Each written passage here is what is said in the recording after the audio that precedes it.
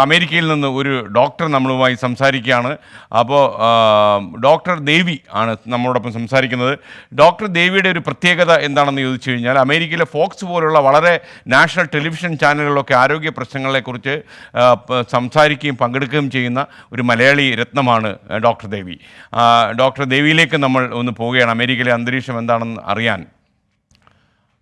Hi doctor Devi, good morning. Hi, nice to see you. Yeah, how are you? Good morning. Actually, I have seen Good. 2-3 videos that you have done in Fox Television and other TV channels in US. Oh, thank you for watching. Yeah, when did you reach in US? So I'm in New York City, Yeah. where we're getting hit pretty badly from the Yeah. virus. You belong to which part of Kerala? Well, my mom is from Cherthala, and then my dad is from Thodupuzha and Kalyar. അപ്പോൾ ചേർത്തലയും തൊടുപുഴയും തമ്മിലുള്ളൊരു മിക്സറാണ് doctor Devi.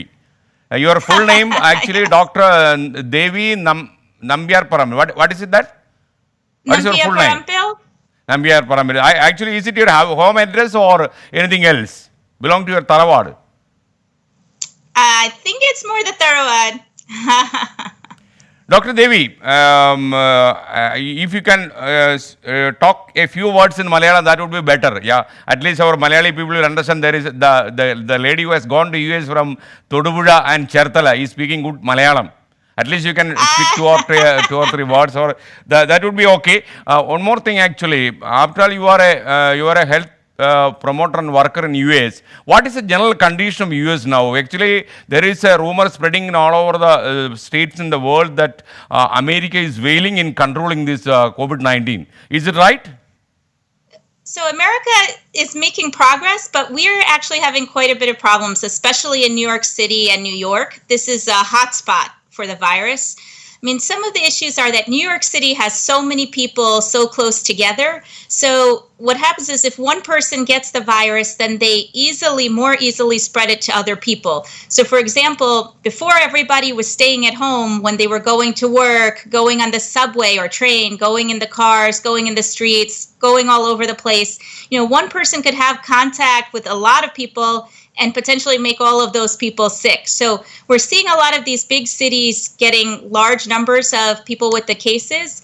But on the other hand, the US is doing well in the sense that we're leading a lot of these clinical trials, a lot of the testing to try to figure out what treatment could help patients, what vaccines might there be. So we're doing a lot in terms of trying to move things forward to treat everybody who might have this virus.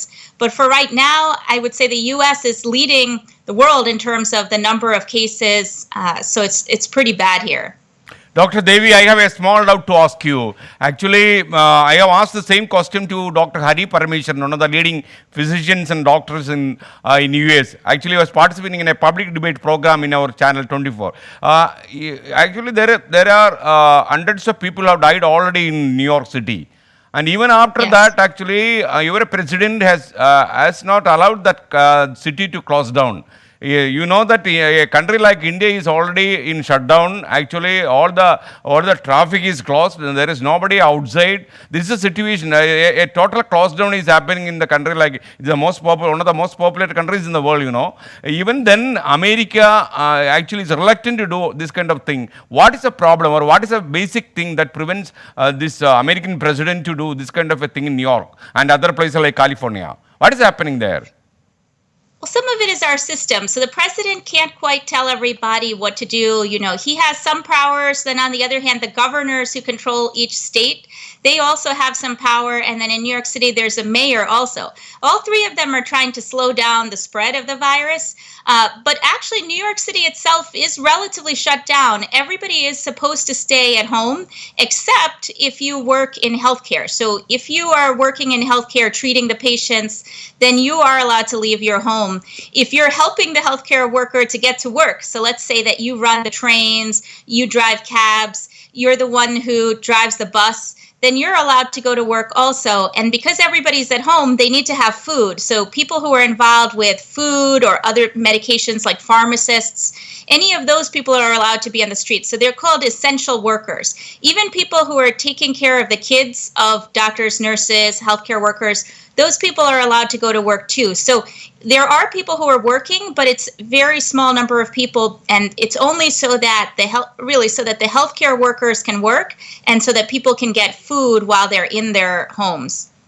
Dr. Devi, in fact, there was a news that the governor of New York City, he is planning to shut down New York City, because I know that the governors of the cities have some powers equal to the American president.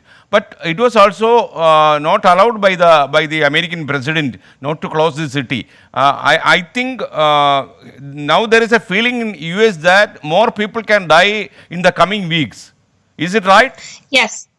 That's the expectation right now. So the city itself is closed, but what you're talking about is people from New York City. They were saying that because it's so bad in New York, that nobody should be allowed to leave New York and go anywhere else, so that the rest of the country should be separated from New York and the area around New York, some other areas called New Jersey and Connecticut. So they wanted to kind of wall off that area, basically. But there was a lot of controversy and debate about that. I'm not sure in the end what the conflict was. They said that, they didn't want the people of New York and this area to have low morale and feel like they were trapped in this area. But I think in general, people in this area are staying home anyway. They're not going anywhere else. People a few weeks ago left New York to go to other areas of the United States. I think they wanted to try to escape from the virus. Problem is, sometimes people can have the symptoms even 2 weeks later.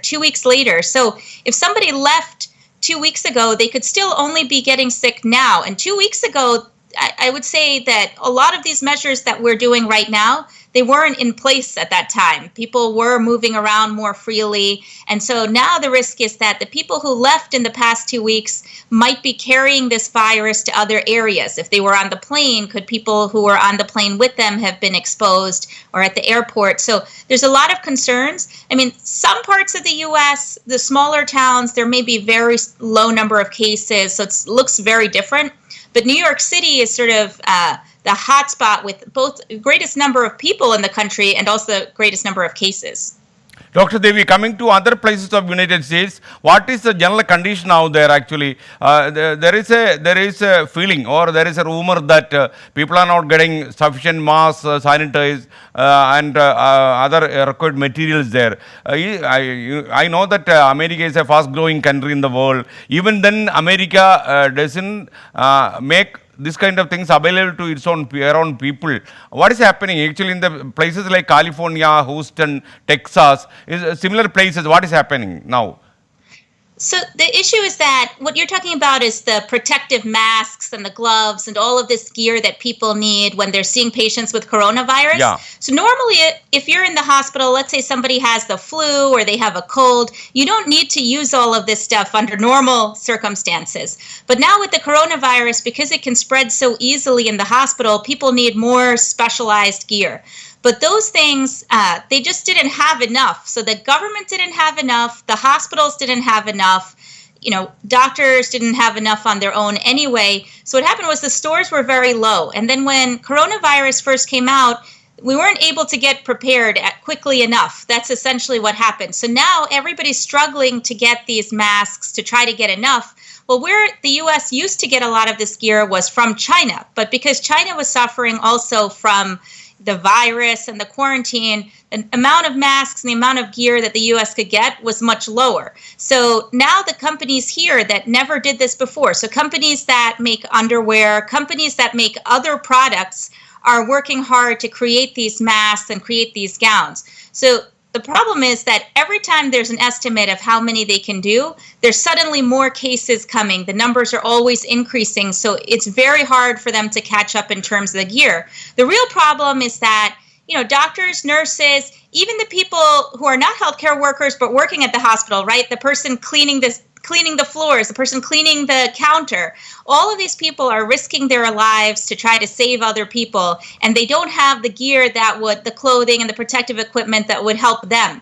Not only are they risking their lives, but they're also risking their family's life, because if they get sick and they come back home, they can infect their entire family. So it's really a huge problem for us here because, people don't want to see patients without the proper gear. If you're a soldier and you're going to war, you need to have the right kind of armor.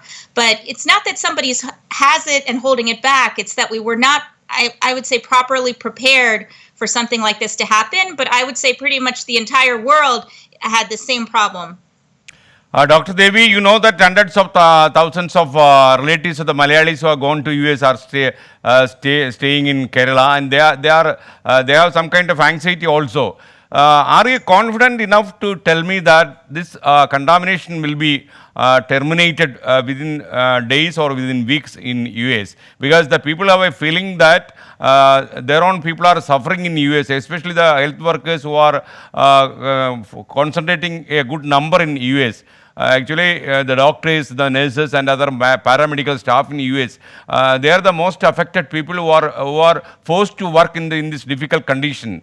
What is your assumption on this? Because even your president says that actually this will go for some more time. What is your assumption on all these things? Actually, this situation will improve within weeks or within days. What is the general feeling among the people, especially among doctors and other medical staff working in US on this case? Well, generally, I would say that things are going to get worse over the next few days. They're probably going to get worse over the next few weeks. I mean, things, in terms of getting better, I would say we really have to look at months ahead, not necessarily days to weeks ahead.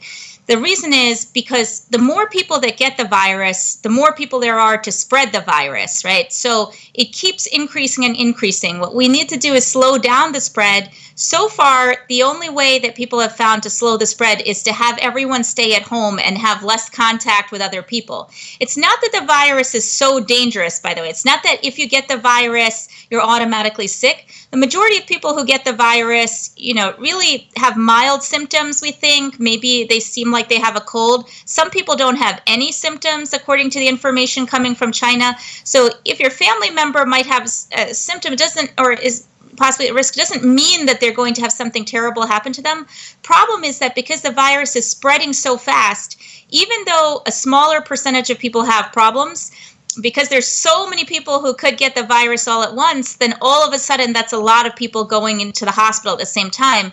And the hospitals may not be ready to see that many patients. Yeah, Dr. Devi, before we conclude, actually, you just say hi to your own place in Todupuzha and Cherthala. At least you will get it. Yeah. Because now they know that actually one of their guys, especially from Cherthala, mixed with Todupuzha, have gone to US, and you are an established medical practitioner that I know. You are appearing in different TV channels there. We are very proud that you are a very prominent figure in US. Carry on with that. Thank you. Actually, it is our Thank pleasure you. to tell you. Hi. Yeah, it is a very. We are very happy and we are very proud that you are an established guy there. More than that, actually, you have taken some pain to reach to our audience through this 24 channel, and keep in touch that we will call you again for some more information in the days coming. Okay, thank you, Dr. Thank you. Devi. It is nice talking you. to you. Thank you.